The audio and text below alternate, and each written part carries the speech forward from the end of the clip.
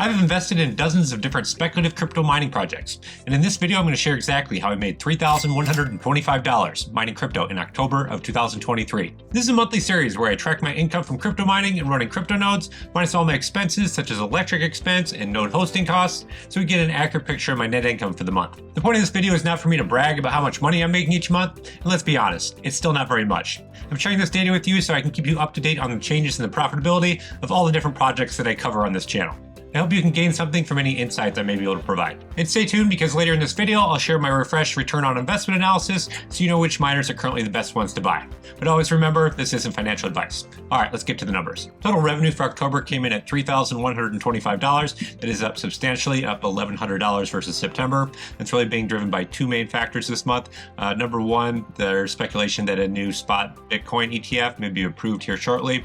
That caused the price of Bitcoin to move up substantially this month. It also caused a lot of the different altcoins that we mine on this channel to move up substantially in price this month as well.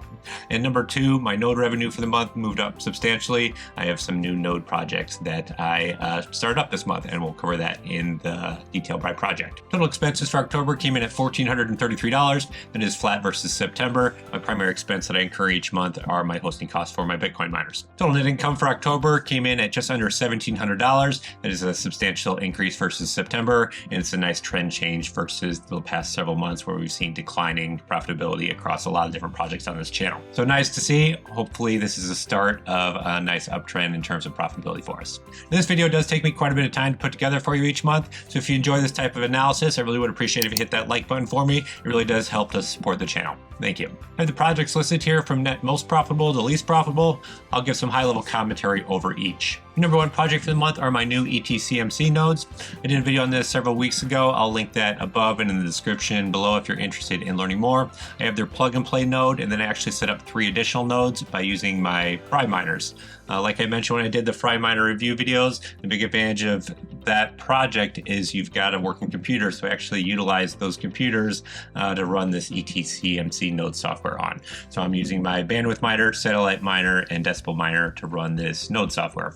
I did have to purchase a 1 terabyte hard drive for each of those. I bought a cheap one off Target for about $50 for each of those, so I'd have space on each of them to run the software.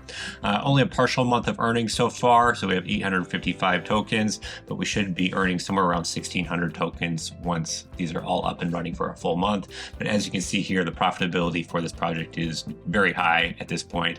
The ETC POW token has moved up substantially in price, even since I did that video 2 weeks ago.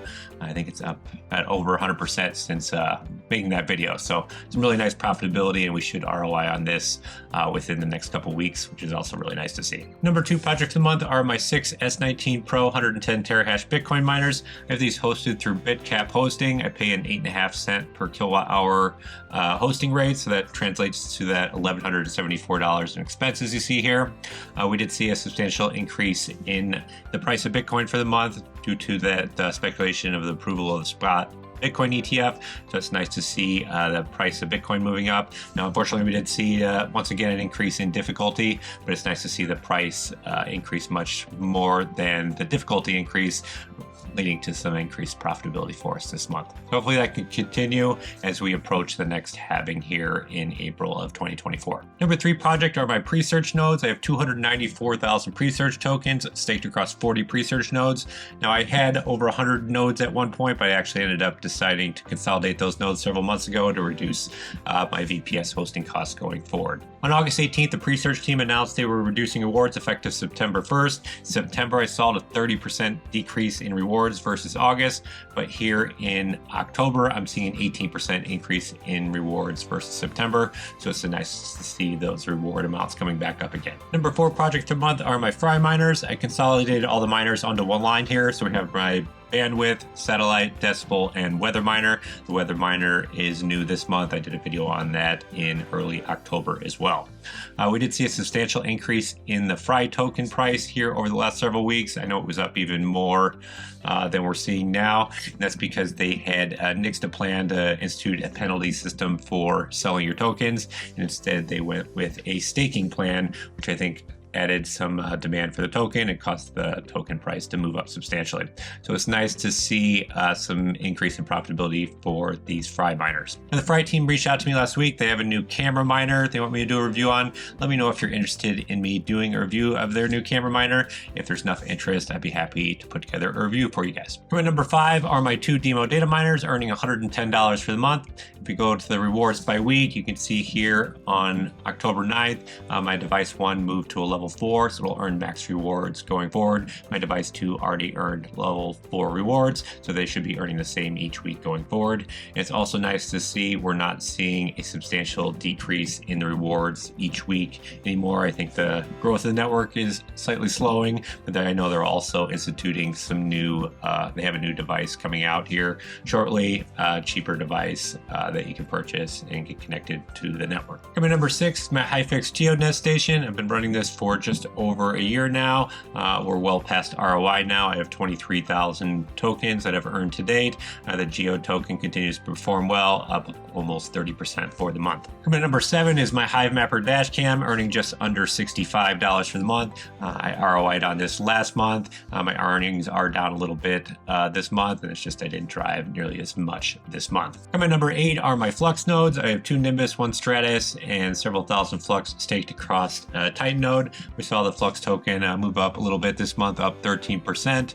One other thing I want to note with Flux is they do have a parallel asset snapshot claim that's ending here on October 31st, so it'll have already ended by the time you see this video. I did a short on this last month, didn't get a lot of views, so I don't know everyone's aware of this, but essentially I'll be eligible for about between $1,500 and $2,000 in parallel asset rewards here in a couple months for holding my Flux in my Zelcore wallet as of October 31st. Coming at number 9 are my Stepin NFT shoes. Like I had mentioned last month, several months ago, I added some more NFT shoes. So I've got to walk somewhere between 80 and 90 minutes every day. I've been doing this project for over a year now. I've got over 1,000 miles that I've walked. I actually sell my tokens every few weeks and exchange that GST for Solana. So I think Solana's got a much more potential upside in the future. The project's not a huge moneymaker for me, but I enjoy the walking. But now that it's getting cold, it just snowed here in Minnesota last night, so I'll be walking inside, which is not nearly as fun, but oh well. Coming at number 10 is another new project. It's my ETCMC NFTs. I had mentioned it in my ETCMC node review video. I purchased these NFTs and it gives me eligibility for a portion of the project profits going forward. So not a huge moneymaker yet, but hopefully as the project ramps up, these NFTs will be more valuable and contribute to some nice earnings for me. Coming at number 11 is Crank. I have my 2 Match XM2 Pros on Crank. I have 2 Bobcats that I'm looking to onboard onto Crank. They have their install guide for the Bobcat 285s that came out this month. I tried to do it, but ran into issues and didn't have a lot of time to troubleshoot. I'm going to try to get that both those installed here in November so I can start earning for my Bobcats and on top of the helium that they'll earning. Coming number 12 is my phone farm. I added 2 additional phones this month. Ferris coin had a nice move up this month. I know it moved up well over $1 at one point, so it came back down, but still ended the month up 53%. So I'm very bullish on the long-term potential for this project. Number 13 are my 3 iPolo G1 minis. I've been solo mining these for over a year now. Once again, we had a pretty decent month earning 22 blocks, so it netted me $13 for the month. My expenses here are my home electric rate at 12 cents per kilowatt hour, so that's at $27. This is one of my last ASICs that I actually have on at home. Almost every other ASIC I have, I've had to unplug due to unprofitability. This one keeps kicking and making a little bit of money each month. Number 14 is my Deeper Connect Mini. Once again, another poor performing month for the Deeper token. It continues to just keep fall. I do earn max rewards, but it's only translating to about $12 a month now. Number 15 is my streamer nodes. I have this hosted on Flux, so I pay about $2 a month in Flux. It's not a big money maker, but it's really a set it and forget it project. I really don't have to do anything with this project each month. Next, number 16 is my Helium Bobcats. I have 5 of these. I actually have one of them that has been down all this month, so it's actually only 4 that are active this month. The earnings for these is also in the gutter. Number 17 is my Gold Shell Starcoin box. This is a very low power for Gold Shell Mini Box Miner, and that's basically the reason why it is still profitable, even though it is barely profitable at this point, only bringing in about $1 for the month. Number 18 is my Examiner. This is also still in testnet. I've only got 130 gigabytes of space used. I had some network issues several months ago, and it caused my space utilization to reset back to 0. So it's building up again, but it's really earning pennies. I am contemplating potentially moving this over to ETCMC and running a node on it. Number 19 is my Map Metrics special position tracker. They did have a new token and staking an NFT that they announced several months ago. When I look on their DEX, the price that this new token is trading at is basically almost 0. It's a 99% decrease versus their old token. So I don't know if it's just due to the poor liquidity or there's no real exchange yet available for them, but I'm basically seeing that this new token is worthless at this point. Number 20 is my Helium Bobcat 500 5G miner. My device was actually offline all this month. I think my 1-year data subscription ran out for this, so I need to look into seeing if I want to renew this, but I know the earnings for this has been pretty abysmal at this point, and this device is currently located about 300 miles away from me, so I need to see how I can get that updated or if it's even worthwhile at this point. That's something I'll look into in November. Number 21, WeatherXM, still on testnet. I know they're planning to still do a token release here in Q4, but I haven't seen any update on that in the last several months. Number 22, Pi5, they're also still on testnet. No announcement yet in terms of when they're going to release their token. Number 23 is my Modus Mini. This is a drive to earn project similar to Demo. I set this up last month. They're still on testnet, so there's no real value yet for their token. It is fairly cheap, which is a good thing. It's running, I think, $80 on their website, and it gets you a discount code for 10% off as well. I'll put that in the description if you're interested in checking it out. There's not a whole lot of info on this project yet. I had trouble installing it, so I had to install it on my wife's phone, and then I didn't bother opening it up this month, so I don't have any tokens that I earned this month. But if you're interested in me doing a full analysis and video on it, let me know in the description below. If there's enough interest, I'd be happy to put one together for this project. Number 24 and 25 are some of my last Gold Shell Mini Box miners that I'm unplugging due to unprofitability. I looked on ASIC miner value the other day, and at a 12 cent per kilowatt hour electric rate, the Gold Shell ST box is the only Gold Shell miner available, whether it's a mini or a full-size miner that is still currently profitable. So really disappointing for Gold Shell and disappointing for me because I have, I think, 26 Gold Shell Mini Box miners that are unplugged at this point. Number 26, my FutureBit Apollo Bitcoin node. I'll keep running that even though it's unprofitable. The number 27, another miner to the miner graveyard. That's my Gold Shell library box. The library team announced this month that they will be winding down operations, which caused the library token to fall substantially. Library had lost their lawsuit to the SEC several months ago, and they announced this month they will not be appealing that decision. My understanding is they've incurred some enormous legal costs trying to fight the SEC, and essentially they don't have any money left, so they are winding down operations. So it's unfortunate that it looks like that project is going to be a bust for us. Now I'm always on the lookout for new, interesting, and profitable mining projects, so if there's any ones that are missing from this list, obviously let me know in the comments below. Thank you. Moving to the miner graveyard, you can see the 3 miners that we added to the list this month. This list is littered with Gold Shell Mini Box miners that are no longer profitable. So hopefully we see an increase in profitability for a lot of those miners as we approach the next bull market. So there could be a market for these for me to sell them off and move away from this mini box mining. Next, let's go over the ROI analysis I put together. We'll start off with the assumptions I'm making so we can level set. First, the miner fair market value estimates are based on recent comparable miner sales that I'm seeing from eBay. In almost all cases, I've paid way more than what you can currently purchase these miners for. Second, the current month net income is my actual mining results less my expenses. Yours obviously may be different. And third, this is as of a point in time on November 1st, 2023. Miner value and income amounts will obviously vary over time as mining difficulty and prices change. And then finally, this is not financial advice, and don't use this as justification to purchase any of these miners or nodes. So I have these ranked from break-even days from the shortest break-even to the longest. And then I have a color coding system here on the left where I'm ranking the ROI for each of these. So green, I think, is a very strong and profitable project. Yellow is a little iffy, and then red are projects that I would stay away from. I'll give you some quick commentary over what I'm seeing for profitability and ROI for several of these projects. Number one, these Fry miners, the break even has really gone down for this project since we've seen the Fry token increase this month. Now we're looking at a break even of just over a month. It's to be seen whether this earnings is going to be sustainable long term. Really don't think it will be, but it's nice to see these miners earning some good money anywhere between $1 and $2 a day at this point. Number two, the ETCMC nodes, really a low price point at $250 given their profitability. You're looking at a break even of just under 2 months.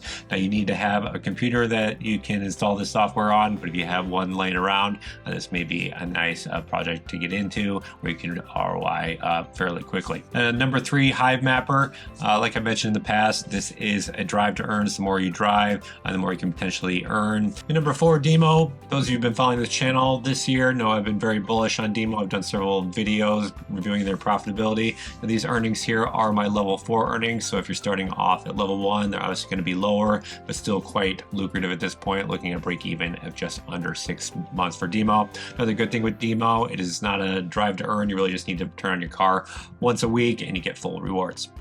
Number five, the HiFix SpaceNet GeoNet station. This has also been a big winner for me over the past year.